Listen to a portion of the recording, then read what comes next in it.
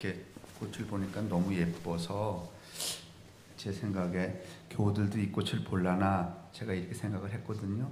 그랬더니 또 헌금 가져오시는 분이 권사님이 이걸 또 쭉 밀어서 안 보이게 해서 제가 이렇게 다시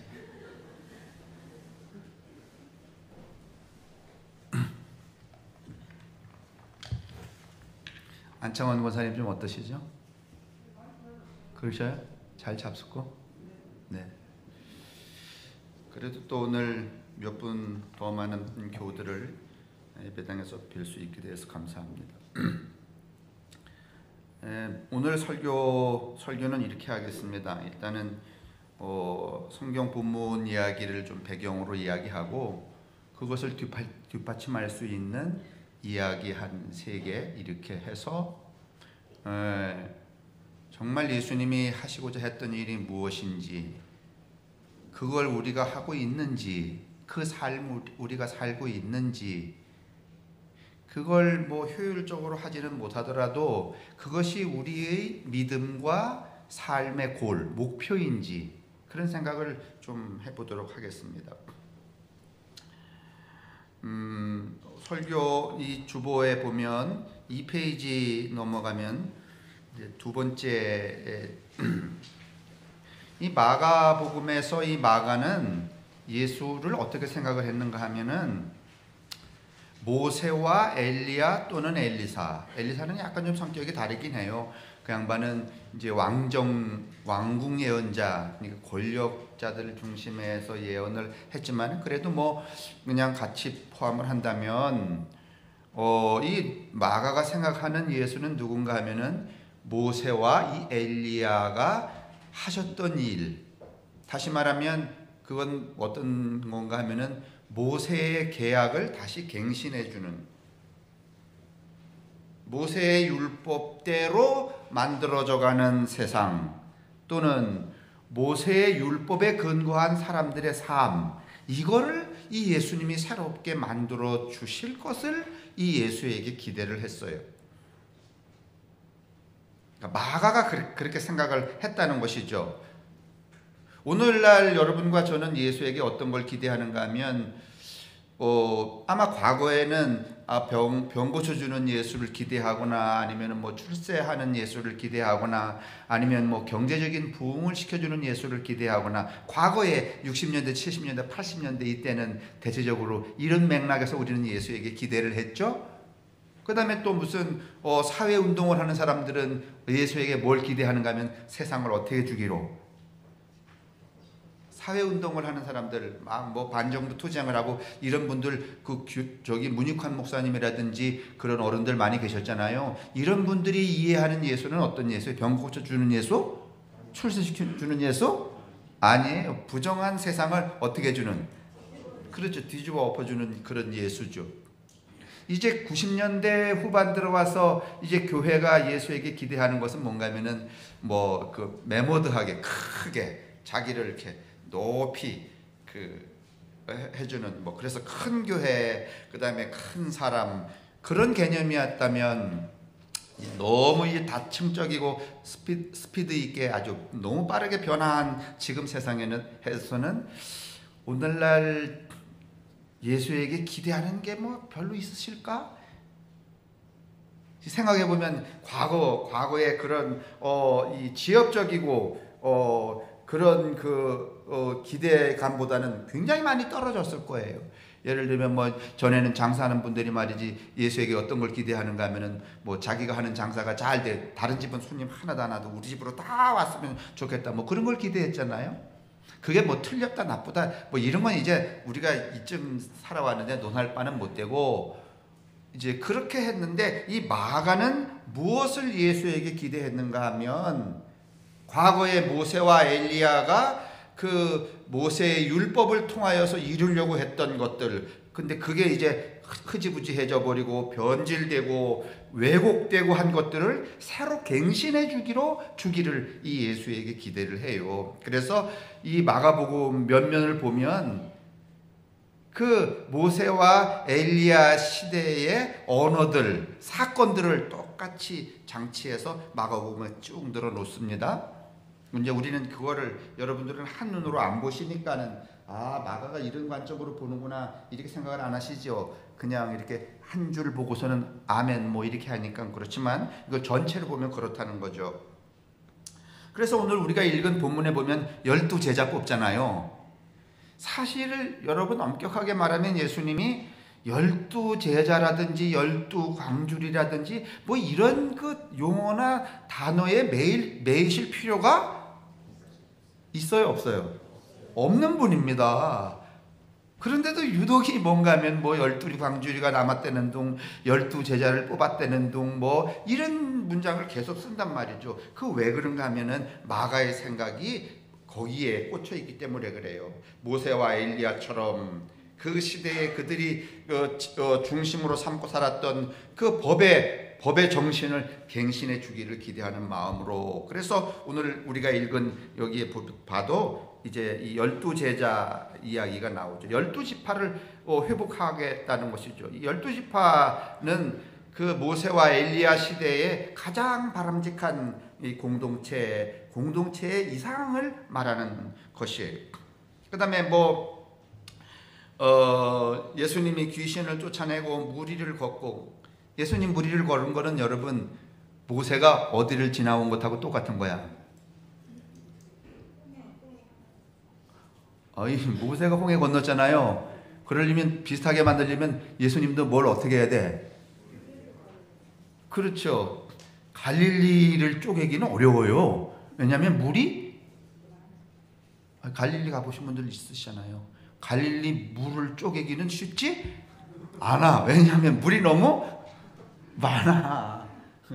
그래서 이제 그 연관성으로 뭔가면 이렇게 걷는 거예요. 귀신을 쫓아내고, 그 다음에 광야에서 여러분 5,000명을 먹이고, 그거 다 누가 했는가 하면요, 엘리야가 다 한 일이에요. 엘리사 과부에 여러분 기름틀 밀가루 포대 여러분 막 기적을 했어요, 안 했어요? 그게 다 거기 연계돼서 그 예수에게도 그런 일들에 대한 사건을 기록을 하는 거예요. 마가복음의 생각은 이제 그런 거예요. 마가복음 4장 35절에서 8장에 봐도 5편의 이야기들이 등장을 해요. 그 이야기들도 하나같이 뭘 의미하는가 하면은 새로운 모세, 새로운 엘리야, 예수가 새로운 모세, 새로운 엘리야가 좀 되어줬으면 좋겠다. 그런 마음 때문에 이런 사건들을 이제 배열을 하는 거죠. 회당당 딸을 살리고 군대 귀신을 쫓아내고 광야에서 무리를 먹이고 그런 것들 말입니다.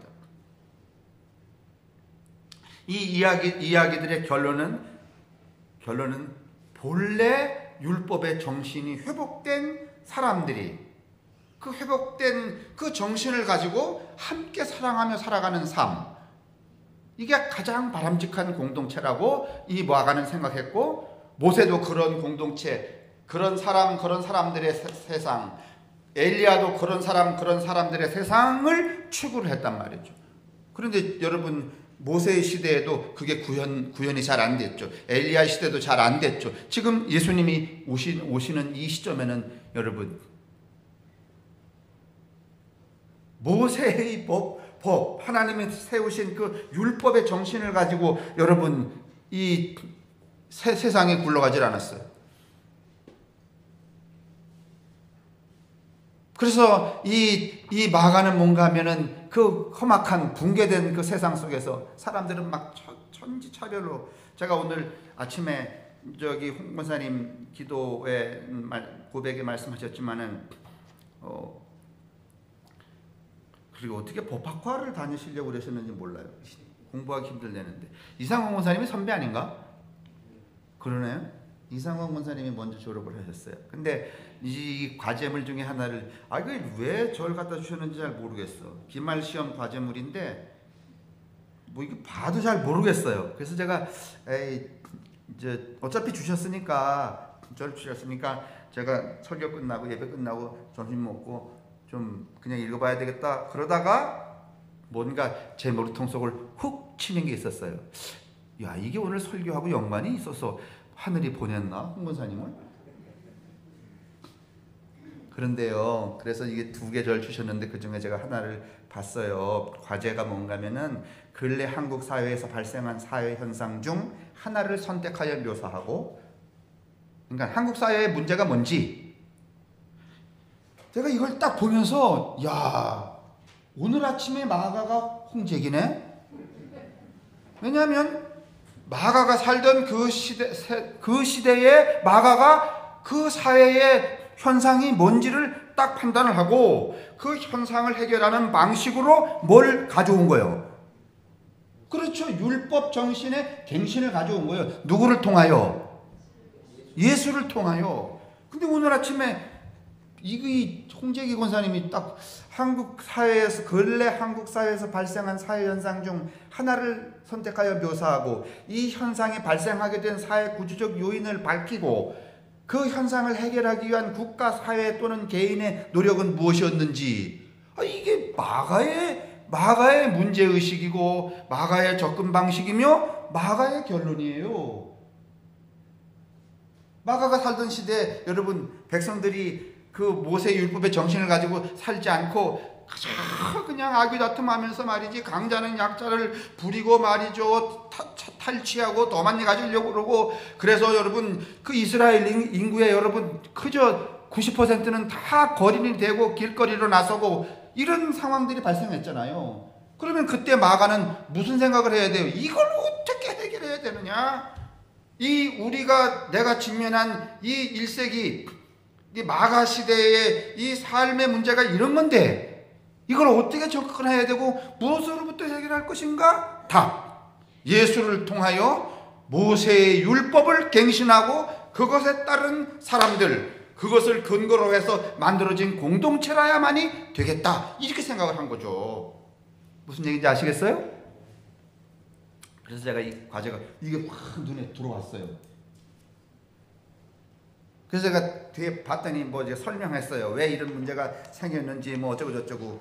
하여간 이 자본주의 성장주의 때문에 생겼겠죠. 그리고 이것을 이해하는 방식 중에 이 프랑스의 사회과학자인 듀리켐이라고 하는 자살론도 쓰고, 그 다음에 그 아노미 소사이어티라고 하는 이 사회 공동화 현상 같은 그 글을 쓴 듀리켐의 이야기를 하면서, 지금까지는 사람들이 자기의 이해와 이를테면은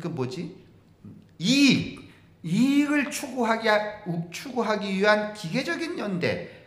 다시 말하면 사람들이 사랑스러워서 사랑하고 싶어서 사랑하는 사람들이 상하, 그다음에 있고 없음에 구분 없이 그렇게 연대해서 공동체를 만드는 게 아니라 지가 좋은데 좀 덕볼 때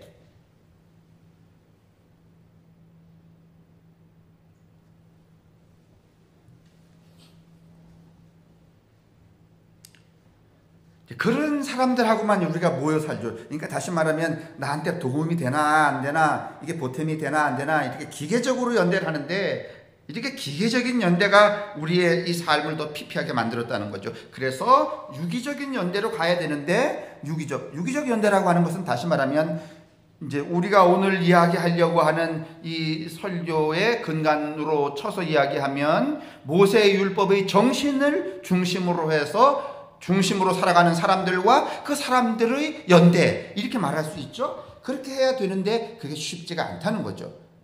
그래서 맨 마지막에 이 홍재기 권사는 이 듀리켐도 쉽지 않다는 이야기를, 이 문제 결론을 어차피 리포터니까 답을 내야 되지 않겠어요? 그래서 쭉 가다가 안 되겠다. 그러면서 홍재기 권사님은 그러면 마가처럼 말이죠, 모세를 중심으로 해서 예수를 통하여서 모세의 율법의 정신의 갱신이다, 이렇게 이야기하지 않고 뭐라고 이야기하는가 하면은, 끝으로 성서의 한 구절을 인용해 본다. 겨자씨가 겨자씨 그대로 아름다운 레바논의 백향목과 동등하게 여겨지는 나라. 겨자씨 세계 속에서 일어나는 기쁨이 하나님 나라가 되는 세상. 이게 내 설교 같아. 이거를 이제 결론으로 차용을 한 거예요. 결국은 뭔가 하면은 있고 없음, 배우고 안 배우고, 잘나고 못나고 이런 것 없이 누구든지 높은 사람대로 낮은 사람대로 다 존중받고 서로를 격려하며 사랑하는 세상이어야 하겠다, 그 얘기죠. 그 얘기를 해요. 근데 그 얘기는 누구 얘기인가 하면은 마가의 얘기. 그런 측면에서 뭐 그 홍 권사님이 이거를 이렇게 저처럼 이렇게 통전을 해서 한 건 아니겠지만서도 그래도 여러분 뭐 뒤로 이렇게 뭐 어쩌고 막 가다가 끝에 말이지 허 목사의 설교를 딱 인용해서 이게 답이다 이렇게 한 건 정말 기특하지 않습니까? 그죠? 아니 우리가 한 건 아니래도 우리 교우가 이렇게 했다는 것에 대해서 여러분도 기특하죠? 나는 대견해 죽겠어. 박수 한번 하겠습니다.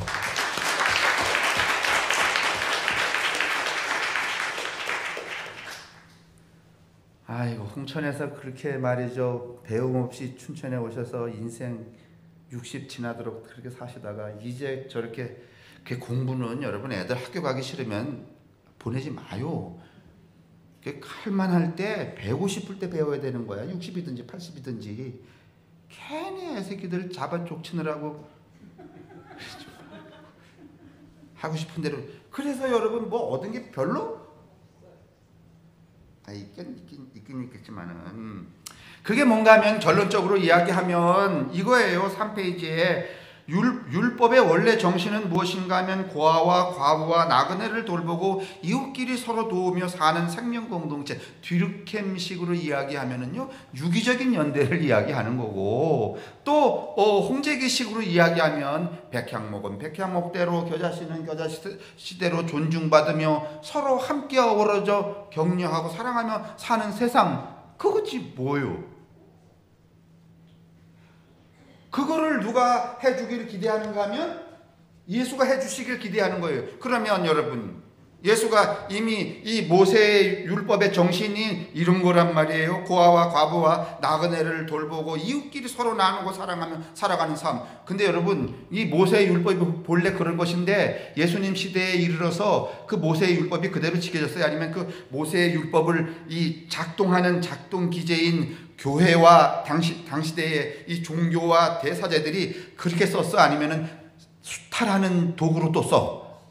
수탈만 해요? 아니면은 교인들한테 그 성도들에게 서로 그저 나그네는 나그네대로, 과부는 과부대로, 그 다음에 또 병든 사람 병든 사람들대로 뭐 이렇게 그냥 서로 격려하고 그렇게 했어요? 아니면 죄인을 자꾸만 만들어? 본래 모세의 율법의 정신은 여러분, 네가 좀 못났다고 죄인이라고 규정하는 건 모세의 율법의 정신이 아니죠. 근데 예수님 시대에 와갖고는 여러분, 죄인 아닌 사람이 있었어요? 없었어요? 별로 없었어요. 심지어 내가 엄마 뱃속에서 태어날 때 아픈 모습으로 태어나도 그건 누구 죄 때문이라는 거야. 그러니 여러분, 인간이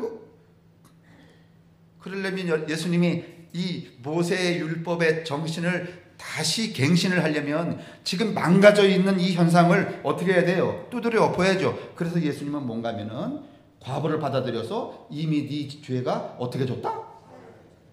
죄를 사해 주는 거예요, 여러분. 다시 말하면 망가진 모세 율법의 정신을 무시하고 갱신을 하는 거잖아요. 본래 그게 그런 거였잖아요. 그래서 예수님이 병자를 고치고 과부와 가까이 하고 죄인들과 밥을 식사를 하고 그러신 거란 말이죠. 이해되세요? 그건 뭔가 하면은 뭐 그게 단순히 부분적인 사건인 게 아니라 좀 큰 측면에서 보면 망가진 좋은 사람, 좋은 세상으로 가도록 하기 위하여서 하나님이 모세를 통하여 세워주신 그 모세 율법의 정신이 완전히 반대, 다른 측면에 와 있거든요. 나쁜 것으로 작동을 하거든요. 그 나쁜 것으로 작동하는 모세의 율법을 어떻게 하는 거야?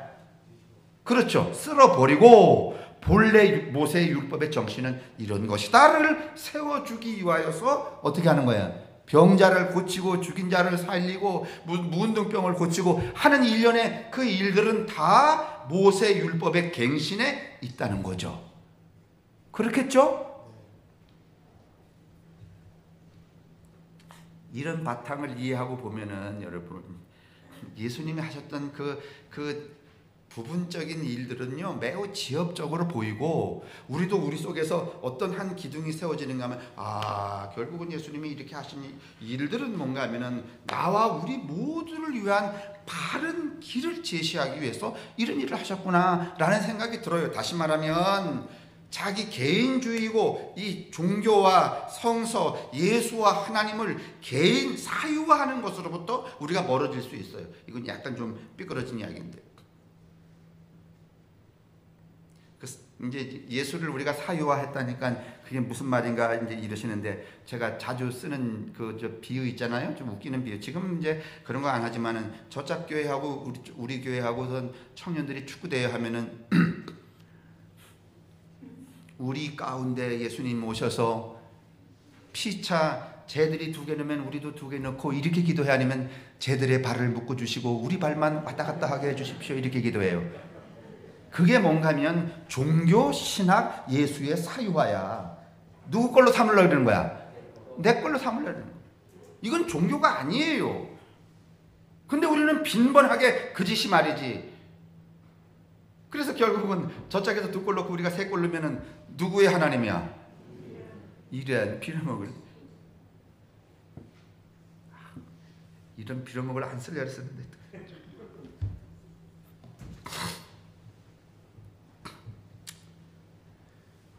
중풍병자를 치유하고 너의 죄가 용서를 받았다 그렇게 말씀하시죠. 나병 환자를 고치고는 제사장에게 가서 보이라 이렇게 하십니다. 그들은 그렇게 하지 않았어요. 모세율법의 정신으로 그들에게 죄를 덮어 씌웠고 그들의 삶을 올가맸어요. 근데 예수님은 그들을 풀어놓아 죄 없다고 이야기하고 나아가서 보이라 이렇게 말해요. 자유하게 만들어줘요. 그게 모세율법의 뭐예요? 갱신을 의미하는 거예요. 이렇게 해줘야지만 사람이 자기 자신과 또 다른 사람과 유기적으로 연대할 수 있잖아요. 다시 말하면 좋은 공동체를 만들 수 있잖아요. 행복한 공동체를 만들 수 있잖아요. 다시 말하면 당시에는 무슨 죄를 사하고 말이죠 병을 고치는 거는 아무나 하는 일이 아니면 전문 영역, 교회 안에 대사제, 목사만 하는 일이야. 근데 그 전문 영역에 예수가 어떻게 하는 거야?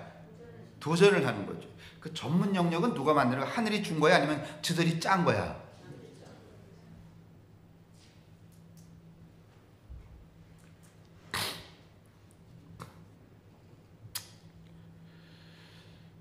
모세의 율법이 질병에 대해서 자기 자신을 탓하는 것으로 악용되던 것을 예수는 죄의 굴레에서 벗어나 서로 돕고 살라는 본래의 율법 정신으로 회복을 시키고 있는 거죠. 그렇게 개약의 갱신과 이스라엘 공동체의 회복을 위해서 예수님은 사셨어요. 우리는 예수님의 그 삶을, 그 공생의 삶을 이런 측면에서 또 볼 수가 있는 거죠. 우리는 뭐 그냥 교리적으로 종교적으로 예수가 이 땅에 오신 것은 나의 죄를 사하기 위해서, 나의 죄를 사하기 위한 것만이 아니에요. 내가 죄인이라고 하는 저 사람의 죄도 어떻게 하시려고? 사하려고. 그래서 저도 나도 죄인이 안 되게 하려고 오신 거지. 근데 우리는 어떻게 생각하는가 하면 이걸 소유화, 사유화 해갖고 예수님이 오신 것은 교회 잘 나가는, 11조 잘하는, 빠지지 않는, 목사의 눈에 드는 나! 그러니까 어떻게 되는 거냐면 자꾸 이단이 생기는 거예요. 이상한 목사도 생기는 거고. 그런 거 아니란 말이죠. 서로를 용서하고 함께 사는 삶을 위한 새로운 가능성을 열어 개인과 공동체가 새롭게 시작하는 일, 그게 여러분 예수님이 하신 일이다. 너무 교리적인 그 해석에서 머물지 말고, 이제 제가 비유 몇 개 하고서는 이제 마치려고 그래요. 그 미국의 보스턴 근교에 프로밍햄이라고 하는 도시가 있대요. 이 프로밍햄이라고 하는 도시에서 1948년부터 2003년까지 이 프로밍햄 프로젝트라는 프로젝트를 만들었대요. 1948년에 5,209명의 사람들을 일일이 체크를 하는 거야. 몸무게가 얼마, 키가 얼마, 질환이 얼마, 이 사람이 만나는 사람은 누구, 어떤 사람 이렇게, 그 다음에 이 사람이 먹는 음식은 무엇. 그거를 2003년까지 했어요. 당연히 1948년에 시작했으니까 2003년 끝날 즈음에는 여러분 손자대까지 갔었겠죠. 그래서 그 5,000명에게 연관된 사람들을 쫙 조사해 보니까 모두 12,067명이었어요. 심장병, 당뇨, 각종 질환, 그다음에 스트레스, 우울증, 이런 모든 위험 인자가 어떻게 작동되는가 하는 것들을 이 프로밍햄 프로젝트에서 1948년부터 2003년까지, 그러니까 장구한 한 마을에서 그 긴 역사를 통해서 만든 거예요. 근데 이제 이런 결론이 나왔대. 남편이나 아내가 비만이라면 내가 비만될 위험성 37%. 뚱뚱한 형제가 있으면 내가 뚱뚱해질 확률이 40%.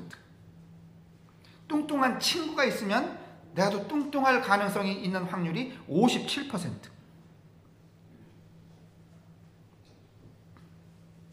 그런데 친구 중 우울하거나 불우한 감정을 가지고 있는 친구가 있는 경우에는 내가 그렇게 될 가능성이 171%. 이 말은 무슨 말인가 하면은요, 나 혼자만 건강하고 잘나고 훌륭하려고 해봤자 되지? 누구와 어떻게 함께 사느냐가 나의 신체적, 나의 정신적, 나의 삶의, 나의 영혼의 건강성, 행복을 규정한다는 거예요. 어떤 사람이 될 것인가? 어떤 공동체, 어떤 연대를 가지고 살아갈 것인가? 이건 이렇게 해서 매우 이게 프로밍햄 프로젝트라는 거예요. 여러분, 이 조사 중에서 수십 년 된 이 프로젝트 중에서 뭐도 나왔는가 하면은, 독감 접종을 이렇게 맞는데 외로울수록, 그러니까 혼자일수록, 그 다음에 그 인간의 관계망, 좋은 사람들하고 연대하고 살아가는 이 관계망이 좁을수록, 그게 없을수록 독감의 항체율이, 다시 말해 독감을 맞았는데 독감의 항체율이 80% 90%여야 되는데, 외로운 사람, 그리고 별로 주변에 좋은 사람이 없이 그냥 혼자서 그냥 나 혼자 살아, 이런 사람들의 항체율이 뚝뚝뚝 37%까지 떨어졌대. 그러니까 요걸 좀 응용을 하면, 요즘 우리가 백신 맞는데 괜히 이렇다 저렇다 이렇게 할 것 없이 다 자기가 어떤 사람으로 어떤 관계를 맺고 살아가느냐에 따라서, 어떤 사람은 흐지부지한 걸 맞고도 쌩쌩해지고, 꼭 그렇다는 건 아니에요. 결론적으로 이를테면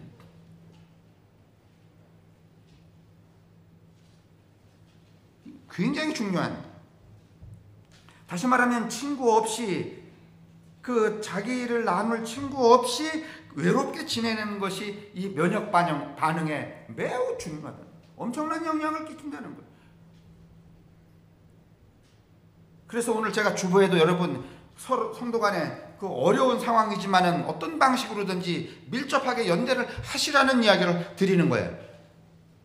제가 그거 주보에 쓰니까는 그렇게 해서 어떻게 속도들을 묶어갖고 말이지 헌금을, 그런 생각은 애초에 하늘에도 땅에도 가져본 적이 없어요. 누구를 위해서? 여러분 자신들을 위해서.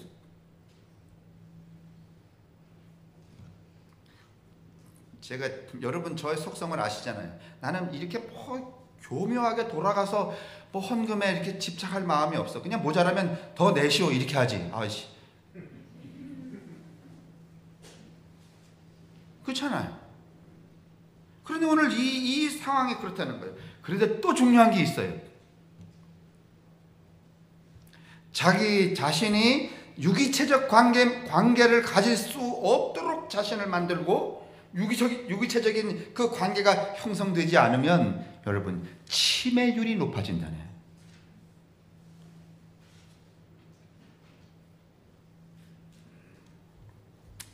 뭐 이게 긴 얘기 이제 할 수가 없어요. 자, 이제 예 하나 들었어요. 그렇기 때문에 제가 오늘 이 이야기를 이 프로밍햄 이 프로젝트를 왜 이야기를 드리는가 하면 이렇게 어떤 정신으로 어떤 연대를 이루고 살아가는 것이 이만큼 중요하다는 이야기를 지금 드리고 싶은 거예요. 근데 우리는 이미 우리에게 그런 우리 개인의 삶의 지표, 다시 말하면 율법의 정신, 아까 말했잖아요. 고아와 과부와 어려운 이웃들과 더불어 함께 격려하고 사랑하며 살아가는 삶, 그게 우리의 여러분 삶의 개별적인 삶의 고리예요. 관역이에요. 그걸로 누구하고 사귀는 거야? 서로가 서로를 사귀어서 하나의 공동체를 만들어가는 거, 그 기회를 이미 우리에게 줬어요, 안 줬어요? 우리는 그 기회에 이미 입장한 사람들이에요. 근데 잘 몰라서 다른 용도로 썼기 때문에 조금은 문제가 되지만은, 그래도 뭐 성함교회는 비교적 건강한 편 아니에요? 하나 더 필요하다면 좀 더 분발해서 자기 자신을 좀 열고 그 다음에 어떤 방식으로든지 연대하시라는 거예요. 이렇게 관계를 맺으시라는 거예요. 그게 우리의 이 존재의 면역체계, 신체의 건강의 면역체계, 영혼의 면역체계를 어떻게 하는 거예요? 강하게 만들고 확장시키고.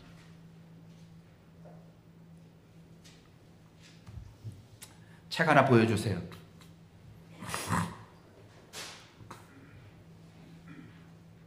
게탈트 휘터라고 하는 분입니다.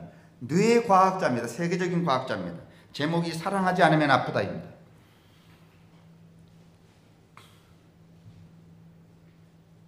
사랑하지 않으면, 저는 이게 오늘 이 마가가 예수를 통하여서 이 당시의 사회에, 당시의 이스라엘에 구현하고자 했던 하나의 이 단어라고 봐요. 사랑하는 거. 그 예수님의 마지막 유언이 뭐예요? 너희는 어떻게 하라? 어떻게 하라? 이거 뭐 다 설명을 이걸 할 수는 없지만은, 저 양반 이 얘기는 저 뇌과학자인데, 우리의 뇌가 여러분 아프고 안 되고 막 이런 게 다 이 뇌에서 발생하는 거라네요. 사랑하지 않으면 아프대. 이 사랑이라는 것은 나를 사랑하는 것도, 나를 비롯하여서 옆 사람을 사랑하는 것, 이 모든 것들을 다 포함하는 거예요. 사랑해야만 아프지 않다. 한번 따라해 보실래요? 사랑해야만 아프지 않다. 근데 우리가 이제 일례로 이런 거 들을 수 있잖아요. 내가 심장님 죄송해요. 앞에 앉으셨기 때문에 뒤에 한병천 권사님한테 있다가는 삐질까봐 못하는 거거든요. 안 삐지지? 한병천을 아주 내가 엄청 미워해 아주. 그러면 내가 한병천을 미워하잖아요. 사랑하지 않아. 그러면 한병천이가 아플까? 허태소가 아플까?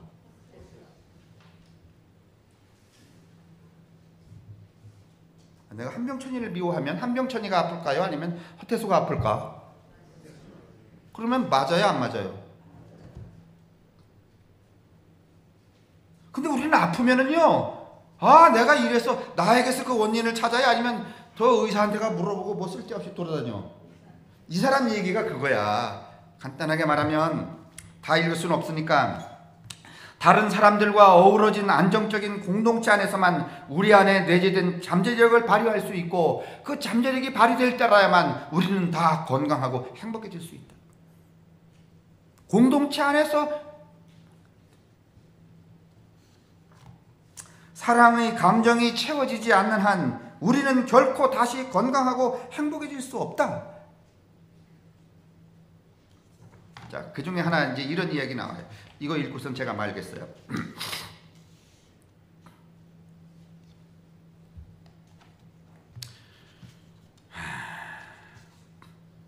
다윈이 적자 생존 이론을 발표한 이래로 우리에게 그것은 생명의 기본 원칙처럼 알려졌다. 진화 이론으로 세계적으로 확산된 이 구상은 어마어마한 성공을 거두었다. 요즘 그 진화학자들이 한 그 책의 제목 중에서도 이것을 바탕으로 한 책들이 많죠.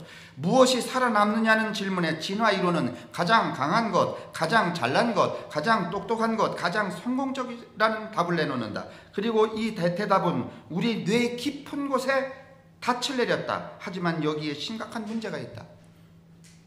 가장 잘 적응한 자가 살아남는다는 이 이론은 해바라기나 메뚜기, 오솔이나 원숭이처럼 자기가 자기 생활 환경을 바꿀 수 없는 존재에게만 유효하다. 인간에게는 해당되지 않는다.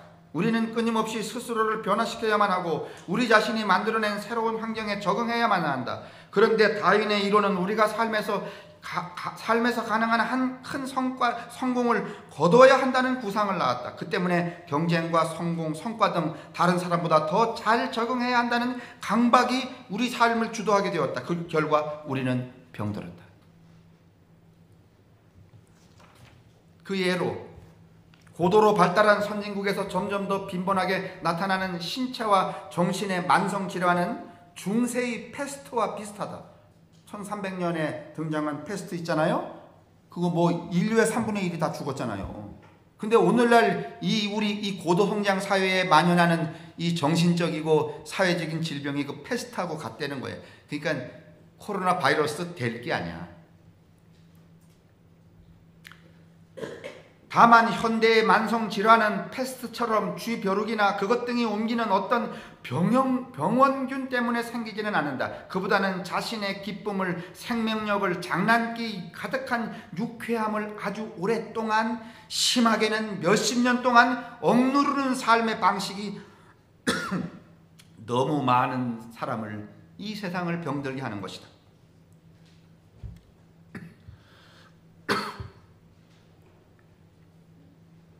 누군가의 배우자로 혹은 욕심 많은 부모의 자녀로 가능한 한 완벽하게 제 역할을 감당하느라 생기는 증상이다. 지금도 학교와 직장에서는 물론이고 우리 삶의 모든 영역에서 중요한 위치와 권력을 둘러싼 영향력을 발휘하고 정상에 서기 위한 끊임없는 경쟁이 진행 중이다. 오늘 아침에 오늘인가 텔레비에 나온다는 김아묵의 7시간 그 녹취록을 제가 그 요약본으로 받았는데 엄청 재밌습니다. 진짜로 재밌습니다, 여러분. 야, 이게 제가 볼 때는 이상원 권사님, 오징어 게임보다 더 재밌습니다.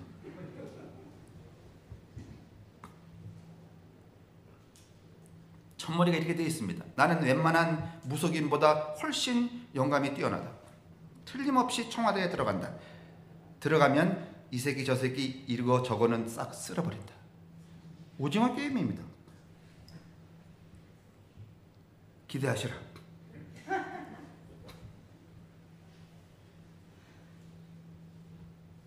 이렇게나 많은 사람이 자신을 사랑 없이 대하다 보니 이토록 많은 사람이 병에 걸리게 되었다. 이게 저도 처음 본 이 자료인데, 쥐벼룩을 매개로 확산되어 중세시대 전 지역 주민들을 죽음으로 몰아넣은 무시무시한 전염병 패스트. 하지만 패스트 병원균은 전염병이 발발한 표면적 원인에 불과했다. 당시 도시에 살던 사람들이 처참하리만큼 비위생적인 환경을 고려하면 패스트는 피할 수 없는 결과였다. 사람들은 쥐들이 아무런 방해 없이 널리 번식할 수 있는 이상적 환경을 제공했다. 사람들이 쥐가 이렇게 창궐을 하도록 그렇게 만들었대요. 그게 뭔가 보세요. 그 시대 종교 지도자들은 이게 종교가 문제야, 그리고 목사가 문제야. 이게 패스트 결국은 목사가 퍼뜨린 거예요. 그 시대 종교 지도자들은 고양이가 악마와 결탁했다고 믿었다. 아니, 고양이가 악마와 결탁하고 믿었으니까 여러분이 제가 지금 그거를 여러분 믿음이라고 선전하면 여러분 나가자마자 고양이 보는 대로 잡아 죽일 거야, 안 죽일 거야? 예전에 여러분 우리 쥐잡기 운동 얼마나 대단했습니까, 여러분? 저 학교 갈 때 여러분 새끼에다가 뭐 끼워가지고 갔어요? 쥐꼬리 끼워가지고 갔습니다. 제일 많이 가져간 친구에게 뭐 줬는가 하면은 책받침. 그걸 또 이렇게 다 모아갖고 말이죠. 그 무슨 분기별로 했나? 공채 귀했거든 그때. 야, 학교 갔다 와서 뭐 잡느라고. 당시에 종교 지도자들이 이런 걸 퍼뜨려 갖고 뭐를 다 소멸시켜 버린 거야.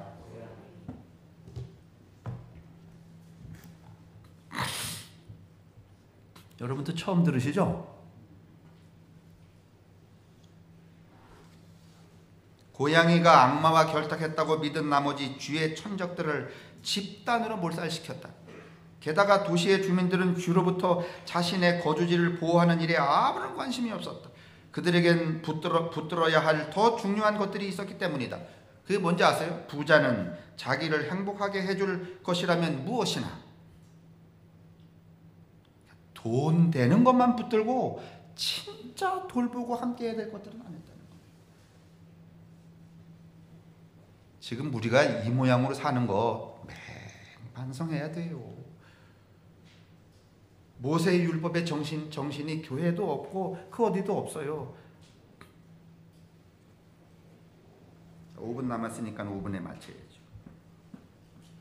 부자는 자기를 행복하게 해줄 것이라면 무엇이나 빈자는 작은 고향 마을보다는 새로 정착한 중세의 도시에서 거기 가서 뭐 또 어떻게 얻어 먹어야 되니까. 책에 이렇게 돼 있네요. 자, 이쯤에서 심호흡을 한번 하십시오. 이렇게 돼 있어요. 한번 하십시오.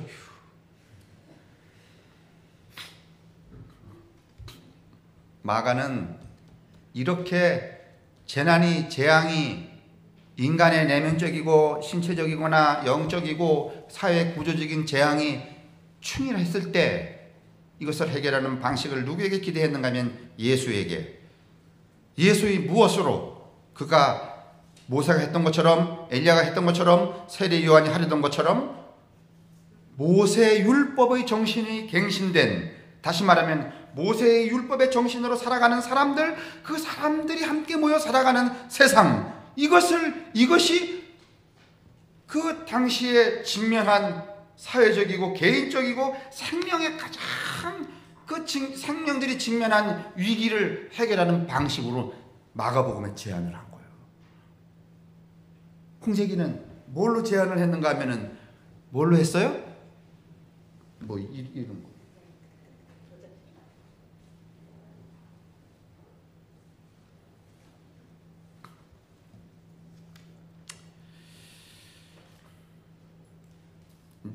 우리 뇌가 사랑 없는 행위를 인식하면은 금세 병이 든다네요. 난 이게 무서워.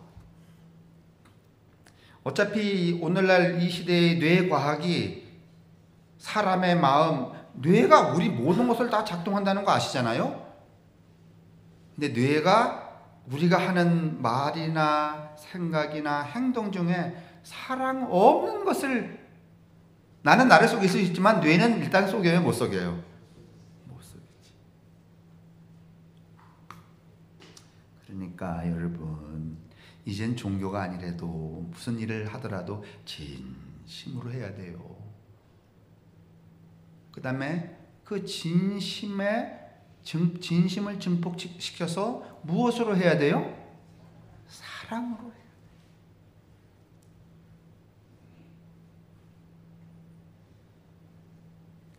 제가 오늘 이 책으로 설교를 마무리 이렇게 하면서 이 책 사러 나갔어요. 근데 또 그 옆에 이름을 게랄트 휘터 이 책 많이 쓰셨더라고. 아동 교육에도 뭐 쓰셨고.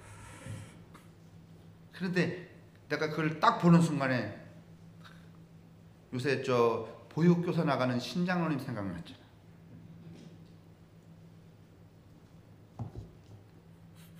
아니 이 얘기는 왜 하는가 하면 자랑하려고 그러는 게 아니라 진짜 이걸 사러 나가는데 그걸 보는 순간에 신장로님이 탁 떠올라. 진짜 아무런 내가 이 신장로님 이걸 사다 주면은 교회를 더 열심히 나올까? 뭐 헌금을 할까? 뭐 이런 거 아주 그 무엇도 요만큼도 포함되지 않은 진짜 저 노인네가 말이지 가서 그 12개월에서 20개월짜리 아이들 막 여기 수염 쓰다듬기며 이렇게 지내는데 요거 보면 얼마나 또 보탬이 될까? 진짜 사랑하는 마음으로 샀다 이 말입니다. 그리고 오늘 이 설교도 진짜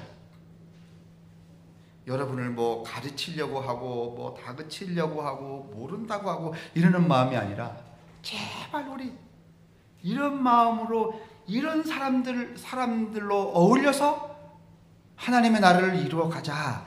이 사랑하는 마음으로 설교하고 있다는 것을 좀 느껴주셨으면 좋겠습니다. 여러분 사랑합니다. 진심으로 기도하겠습니다.